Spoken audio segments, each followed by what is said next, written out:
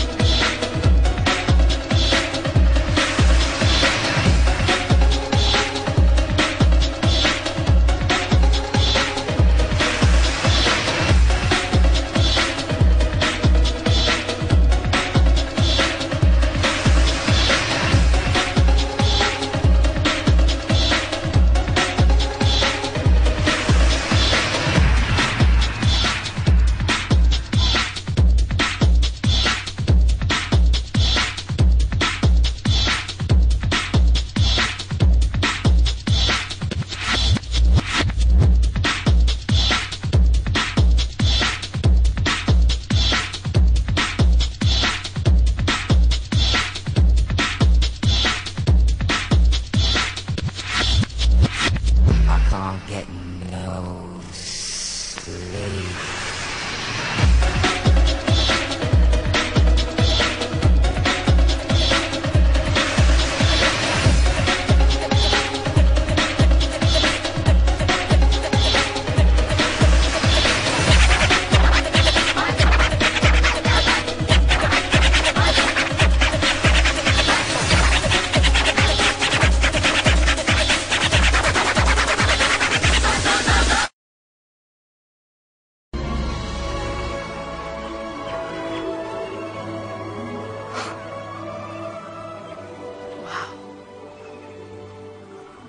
What do they call this place? Terabithia. When I heard it was turning into a film, I read the book, and I was just like, wow, this is a really good book. And I was so excited about it, and I read the script, and I loved the script because a lot of movies don't keep what the book is about. They don't keep the scenes and the energy of the book. And I think this film really kept the heart and soul in it. Even though it was made in the book was written in the 70s, it's timeless. Like, the way the movie was made, the clothes weren't set to a certain era. Like, the school, there's a couple little, like, handheld video games at a couple points, but, you know, that was pretty much it, really. It's really a timeless story, and that's what's really great about it, I think. What do you think was the toughest part about acting in this film?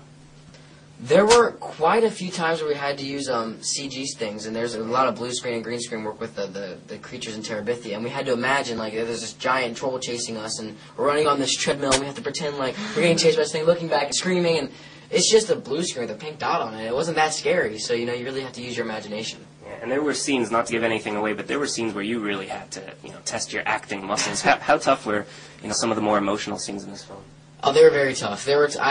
I had to do things in this movie that I haven't dealt with yet in my life, so I had to really kind of rely on, I guess, my instincts and guessing what it would be like, and also the director, Gabor, and our producers to kind of help me guide it to my character where it should be. There's a music video on this. If people don't know, you're also a singer. Ever seen the sky so beautiful, colorful?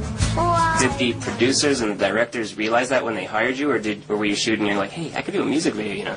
No, actually, it was kind of the opposite. After the film, you know, after they were done with it and everything, they called me up and they said, hey, do you want to sing a song? And I was like, what? I don't know.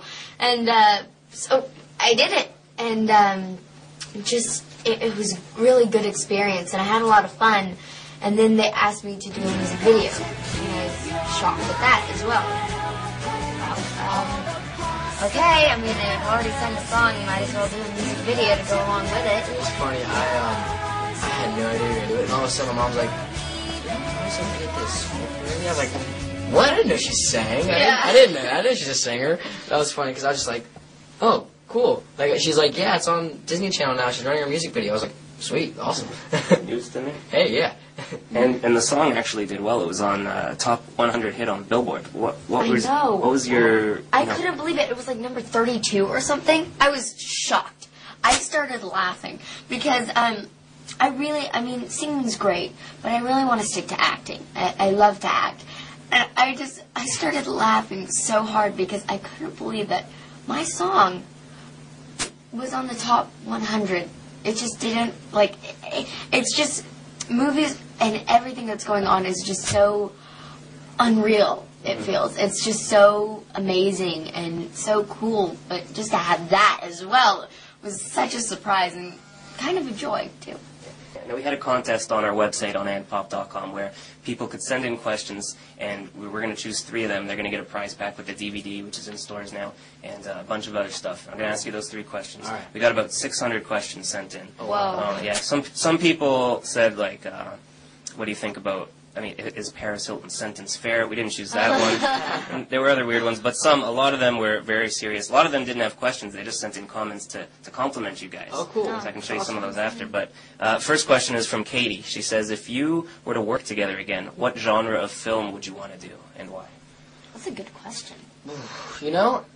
I don't really aim for genres, really. I think, if something comes our way and the roles are right, it may be something we could do. But, I think we're just kind of waiting inside. Both of us, I know, I'm waiting for the right movie to come along for me to do right now. And if she happens to have a role in it, that'd be cool. If not, then, there'll be something down the road. Yeah, I totally agree with Josh. I think it's not about the genre, but about the script, and if there's good characters and good roles, and if Josh happens to be in it, that's great. It's a good place to work with a friend again. So yeah, someone won. I think action movie would be fun. Yeah. I love action movies, yeah, they're cool. So if someone wants to see you guys work together again, just write a good script, huh? Exactly, yeah. All right. Amanda asks, can you tell us any funny things that happened on the set? Oh, man, I don't even know where to start. Yeah. Jeez, let's see. There's one day I know, we were filming the scene, if you remember, we're sprinting through the forest, really at high speed, and, all the trees are, whizzing by us, and she gets picked up by the hairy vulture. But that was filmed on a blue screen with a blue screen treadmill and everything. So we were running, and they had us in wires because she was lifted up, and I had to go in and pull her back down. And so one time, I had unbuttoned my pants or something because it was all tight because of the harness, and then I had board shorts underneath the harness and everything. So it was He was covered up. Yeah, thank God. But so I unbuttoned my pants or something, and they hoisted me up right away. They weren't even filming, and they just let me hang there. My pants fell. And that was embarrassing. I had stuff on, but still, just hanging there in the air with absolutely nothing to do, around a whole bunch of people with a cool accent. It's what do? You're just kind of stranded there. And anything you want to share? Oh, okay. Luckily, my pants never fell down, but I think I tripped a couple times running. I'm kind of clumsy, in some ways. Just climbing up the trees and tripping over stuff and. Try to recover. Nothing really big that I can remember. But I remember we'd always laugh. Yeah. It was such a good film. Well, he laughed when you fall. Yeah, exactly. He laughed. She'd be crying on the ground, bleeding. And No, I never cried. All right, and question number 3. Deborah, how difficult was it, and we touched on this, how difficult was it to act as if creatures were really there while filming Bridge to Terabithia? It was kind of hard. I had to really use my imagination. I think Josh did too. But it was, just trying to react to a tennis ball. It was kind of difficult. But when you see the final product, it looks really good. And so it's satisfying to know that it all worked out and that, the little piece of tape that was sticking on the wall turned into this great, scary monster. Yeah. Now, Bridge to Terabithia is now on DVD. Make sure you go check it out. Thanks, guys. And Josh, how are the Bengals looking this year? I think they're going to be looking pretty good. Actually, I met the new running back in the airport, Kenny Irons from Auburn. So that was pretty cool. I'm excited. I think it's going to be a better season than last year. What's your prediction? My prediction, I'm hoping we don't have an 8-8 season. We actually had 8-8-8, 8 wins, 8 losses, and 8 arrests. So I'm hoping we do a little better than that this year. Yeah, at least in the last category. At least in the last category, yeah. Well, thanks, guys. Good luck with everything. Nice to meet you. You've got to keep your mind.